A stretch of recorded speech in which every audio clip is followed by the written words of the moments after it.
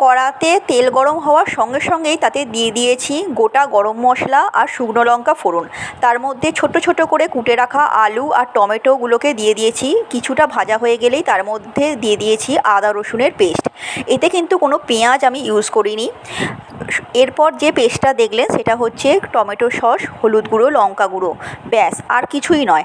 তার সঙ্গে খাসির চর্বিগুলো দিয়ে দিলাম, একটু নুন দিয়ে দিলাম যাতে খাসির চর্বিগুলো তাড়াতাড়ি নরম হয়ে যায়। এবার মশলার জলটা বাড়িটা ধুয়ে দিয়ে দিয়েছি, কিছুক্ষণ নাড়াচাড়ার পর চাপা দিয়ে দিয়েছি। এরপর দিয়ে দেবো হচ্ছে কাবলি ছোলাগুলো, আগে থেকেই ভেজানো ছিল বা সেদ্ধ করেও আপনি রাখতে পারেন, যেটা আপনার ইচ্ছা।